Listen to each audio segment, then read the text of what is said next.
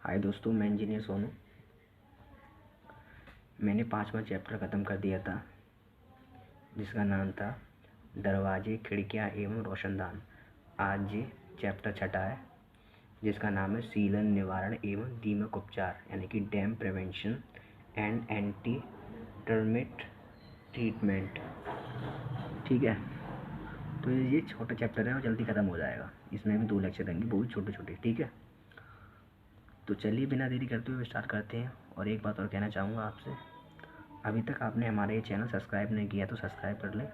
और इसकी free PDF लेने के लिए आप टेलीग्राम ज्वाइन कर सकते हैं। ठीक है, सीलन क्या होती है, और ये वाला चैप्टर बहुत ज़्यादा इंपॉर्टेंट है। क्यों इंपॉर्टेंट है? जब भी आप अपना घर बनवाओगे ना, तो इससे बहुत ज़्यादा आपको नॉलेज मिलेगी कि प्लास्टर कैसे कराना है और कैसे इसका यानी जो मिस्त्रियों पर काम करवाना है, और कैसे अपने प्लास्टर को ज़्यादा से ज़्यादा, ठीक है, तो कैसे काम करवाना है, कैसे काम नहीं करवाना, और सीलन को कैसे रोका जाता है। तो ये सब आप आगे भी सीखोगे, इस चैप्टर में थोड़ा सा सीखोगे, आगे भी सीखोगे प्लास्टर वाले चैप्टर में। ठीक है, तो चलिए स्टार्ट करते हैं। सीलन क्या होती है? डैम्पनेस। तो आपने देखा होगा बेसिकली सीलन क्या होती क्या है।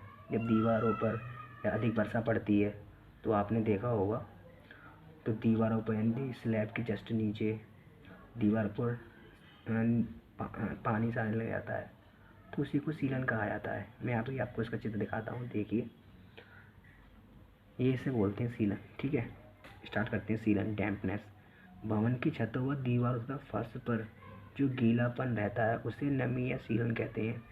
यदि उसका सही ढंग से उपचार न किया गया तो सीलन भवन की सामर्थ्य एवं आयु कम कर देती है और मनुष्य के स्वास्थ्य पर बुरा प्रभाव डालती है। आपने देखा होगा ये क्या है, पहला क्या है इसमें, पहला तो क्या है इसमें, भवन की सामर्थ्य और आयु को कम कर देती है। ये बहुत ज़्यादा इम्पोर्टेंट चीज़ है भाई। ठीक है, और मनुष्य के स्वास्थ्य पर प्रभाव डालती है, और भवन की ड्यूरेबिलिटी, उसकी आयु होती है, और इसकी स्ट्रेंथ पर बहुत ज़्यादा प्रभाव डालती है। तो आप इसको नज़रअंदाज बिल्कुल ना करें। ठीक है, सीलन के दुष्प्रभाव या हानि, यानी कि harmful effects end of dampness.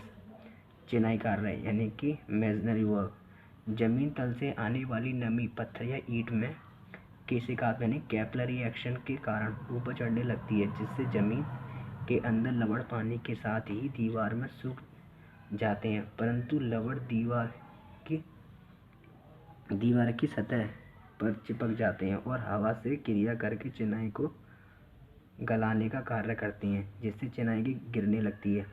आपने देखा होगा, जब हम जैसे कि अपनी फाउंडेशन का काम कर लेते हैं तो उस पर क्या होता है, प्लिंथ बीम, उसका बिटुमिनस का लेप लगाते हैं और DPC डालते हैं। वो इसीलिए डालते हैं उसमें कैपिलरी एक्शन ना हो सके, यानी कि जो नमी होती है कैपिलरी एक्शन के कारण ऊपर चढ़ती है और प्लास्टर दीवार को पूरी तरह से नष्ट कर देती है, इसी कारणवश। ठीक है, हर एक चीज़ का मतलब होता है कंस्ट्रक्शन साइट पर हम इसको क्यों लगा रहे हैं, क्यों कर रहे हैं। ठीक है, आगे देखते हैं। फर्श पर यानी इन फ्लोर, नमी या सीलन के कारण फर्श की ऊपरी सतह टूट फूट होने लगती है, फर्श में गड्ढे पड़ जाते हैं। ठीक है, इसी के कारण ये प्लास्टर पर यानी कि इन प्लास्टर व नमी के कारण दीवार पर किया गया प्लास्टर फूल जाता है और प्लास्टर पर सफ़ेद धब्बे पड़ जाते हैं, जिसे शोरा यानी कि आप इंग्लिश में याद रखना इफ्लोरेसेंसेस कहते हैं, जिसे प्लास्टर दीवार की सतह को छोड़कर गिरने लगता है। ठीक है, जो सफ़ेद सफ़ेद आ जाता है, जिसमें पानी में लवण होते हैं ना, ये प्लास्टर पर सफ़ेद सफ़ेद होने लगता है, उसी को ही इफ्लोरेसेंसेस कहते हैं। ठीक है, सफ़ेद पुताई पर यानी कि इन वाइट वॉशिंग, सीलन के कारण दीवार की गई सफ़ेद या डिस्टम्बर उखड़कर गिरने लगता है, जिससे सतह पर जगह जगह पपड़ी की तरह दिखने लगती है। धातुओं पर यानी कि इन मेटल वर्क, नमी के कारण लोहे के घटक एवं फिटिंग पर जंग लगने लगती है और कुछ समय बाद खराब होकर टूट कर गिरने लगती है। ठीक है, आगे बढ़ते हैं।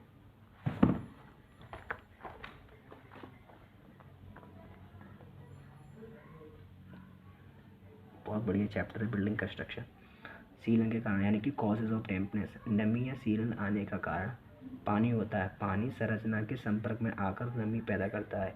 यह नीम या छत में प्रयोग किए गए पदार्थों के द्वारा होता है। ईंटों में ज़्यादा होता है क्योंकि ईंटों में छिद्रों की संख्या अधिक होती है। भवन में नमी आने के मुख्य कारण निम्न है। कारीगर का स्तर उच्च न होना, यानी कि अच्छे कारीगर न होना। मिस्त्री जो होते हैं ना, वो ज़्यादा ठीक ना होना। कारीगर की लापरवाही से चिनाई के जोड़ों को सही से न भरना, छतों पर गड्ढे बना देना, मुंडेर यानी कि पैरापेट वॉल, दीवार का छत से सही संपर्क ना सही ना होना आदि सीलन के कारण बनते हैं। पता पड़ेगा सीलन कैसे आती है। एक पैरापेट वॉल बनाते हैं, वो सही तरीके से नहीं बनाते, इस कारण सीलन आती है। और ये पानी का ढलान जो होता है वो भी सही से नहीं करते और गड्ढे कर देते हैं। आपने देखा होगा जब स्लैब कास्ट की जाती है तो बल्ली नीचे लगी होती है, वो शटरिंग कहते हैं। तो कभी दब जाती हैं तो इसमें भी कंकड़ नीचे दब जाती है तो गड्ढे बन जाते हैं। ठीक है, यही कारण होता है। अब बात करते हैं बरसात का अधिक होना तथा पानी का देर तक रुकना। अधिक बरसात के कारण नीम की मिट्टी में जल की मात्रा बढ़ जाती है, जिससे फर्श पर नमी आ जाती है। इसी प्रकार यदि छत पर काफ़ी देर तक पानी रुक जाता है तो ऊपर से नमी अंदर आने लगती है। समझ गए? जब भी तो पानी का ढलान सही बनाते हैं छतों के लिए, जिससे कि पानी आसानी से निकल सके और सीलन नहीं आए। जल निकासी की उचित व्यवस्था न होना, जल सप्लाई के पाइप, सीवर आदि के लीक करने से भी भवन के अंदर नमी आ जाती है। सीलन के सोर्स ऑफ डैम्पनेस, दीवारों एवं फर्शों में नमी का भूमि से आना, यानी कि नींव के नीचे की मृदा में जल के स्तर में बदलाव के कारण सदैव नमी रहती है और नींव में मौजूद जल केशिका यानी कैपिलरी एक्शन के कारण ऊपर चढ़ने लगता है और दीवार एवं फर्शों पर आ जाता है। एक तो ये है इसके स्रोत आने के। दूसरा क्या है इसमें, छतों में सीलन का आना, यानी कि समतल छत पर वर्षा का जल सीधे पड़ता है। यदि उचित ढाल न दिया जाए तो पानी अधिक समय तक छत पर रुका रह सकता है, जिससे सीलन आ जाती है। इससे बचाव के लिए 1:4 या 1:6 का ढाल दिया जाता है और छत का सीलन रोधी बनाने के लिए टारफेल्ट का या चूना कंक्रीट का प्रयोग होता है। याद रखना ये चीज़ बहुत इम्पोर्टेंट है। बाहरी दीवार से नमी का आना, यानी कि मुंडेर एवं आंगन की दीवारों पर वर्षा का पानी काफ़ी देर तक रुक जाता है और तो पानी दीवारों पर उतर जाता है। आगे बढ़ते हैं।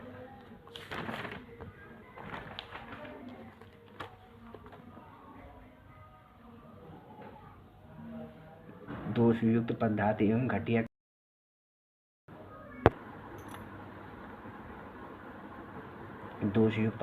घटिया कारीगर का होना। निर्माण कार्यों में कारीगरी की गई गलतियाँ जैसे छिद्रों को सही न भरना, मसाले की परत सही न डालना, छतों पर गड्ढे बना देना आदि के स्रोत हैं।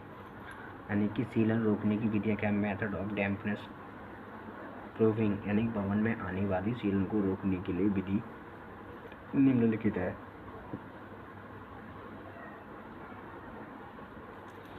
सीलन रोक परत लगाकर, यानी कि बाय डैम्प प्रूफ कोर्स मेथड, सीलन रोक परत दीवार, छत अथवा फर्श के बीच सीलन रोधक परत लगा दी जाती है जो सीलन को आगे बढ़ने से रोकती है। सीलन रोधक परत में निम्न पदार्थ का प्रयोग किया जाता है, जैसे धातु की चादर, बिटुमिनस, पॉलीथीन। क्या करते हैं? धातु की चादर लेते हैं या बिटुमिन या पॉलीथीन, यानी कि डाबर देखा होगा जब सड़क के लिए प्रयोग किया जाता है, इसी को बिटुमिन कहा जाता है। देखिए ये इसका चित्र है, अब बना लेना। सतह उपचार, यानी कि वाइट ट्रीटमेंट मेथड, दीवारों तथा छतों की सतहों पर जहाँ लगातार वर्षा का पानी पड़ने से सीलन बना रहता है और उसके उपचार के लिए जलरोधी पदार्थ का प्रयोग किया जाता है, जिससे उनके छिद्र भर जाते हैं और सीलन का आना रुक जाता है। सतह उपचार के लिए बिटुमिन, कोलतार, मोम, सीमेंट पेस्ट etc चीज़ों का प्रयोग किया जाता है।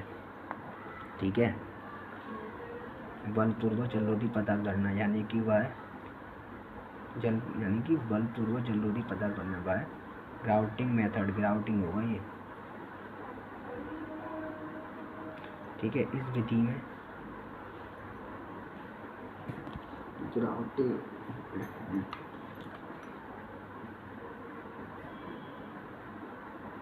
ग्राउटिंग यानी इस विधि में दीवार तथा फर्श में सीलनग्रस्त भागों में सीमेंट बालू 1:2 या 1:3 का मसाला बलपूर्वक वॉइड को भरा, वॉइड यानी कि एक एयर होती है उसमें वॉइड से छिद्र हो जाते हैं आता है, और जिससे मसाला सेट हो जाता है और सीलन आने की संभावना खत्म हो जाती है। इस क्रिया के लिए सीमेंट गन का प्रयोग किया जाता है।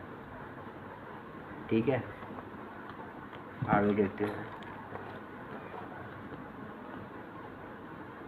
जल्दी कर लेते हैं। ठीक है, और खोखली दीवार के निर्माण में by construction of cavity wall, यह दीवारें बीच में खोखली होती हैं और इनके 2 फलक बनाए जाते हैं और दोनों फलकों के बीच में 5 सेंटीमीटर का गैप छोड़ा दिया जाता है। दीवार में खाली स्थान के कारण सीलन अंदर तक नहीं पहुंचती है। ये आप इसका चित्र देख लें और बना लें। ठीक है, सीलन रोधी पदार्थ, डैम्प प्रूफिंग मटेरियल्स, ऐसे पदार्थ जो सीलन के बढ़ने से रोक सकती हैं, यानी कि सीलन को बढ़ने से रोक सकते हैं, सीलन रोधी पदार्थ कहलाते हैं। कुछ सीलन रोधी पदार्थ निम्न हैं, जैसे आप सीलन वाले पदार्थ देख लीजिए जो रोकते हैं सीलन को। ठीक है, इस्पाती चादर यानी मेटल शीट्स, ये एल्यूमिनियम की पतली चादरें होती हैं जो जल को पूर्णतः रोक देती हैं। ये कुर्सी तल अथवा ढालूदार छतों में प्रयोग की जाती हैं। इनका प्रयोग विशिष्ट स्थितियों में करते हैं। सीमेंट कंक्रीट यानी सीमेंट कंक्रीट, यह भवन निर्माण एवं अन्य संरचनाओं में सीमेंट कंक्रीट का प्रयोग किया जाता है। इसमें कुछ जलरोधी पदार्थ जैसे सीको, पर्लो, स्पर्मो, कंपोसिल आदि मिलाकर जलरोधी गुणों का विकास करते हैं। अब इतने सीमेंट बालू यानी सीमेंट सैंड, सीमेंट बालू का मसाला भी जलरोधी होता है। इसमें कुछ पदार्थ निम्न कोटि के होते हैं, इससे प्लास्टर का कार्य किया जाता है। टेराकोटा, इसका काम भी सीलन को रोकने के लिए किया जाता है। सैनिटरी टाइल, ये टाइलें यानी कि टाइलें पोर्सलिन की बनी होती हैं। ये सीलन से प्रभावित टॉयलेट पर्सन में कर रहे हैं। कैसी लगी आपको वीडियो आप बता देना कमेंट में, और आज के लिए इतना रखते हैं और अगले लेक्चर में ये चैप्टर भी ख़त्म हो जाएगा। ठीक है, थैंक यू एंड जय हिंद।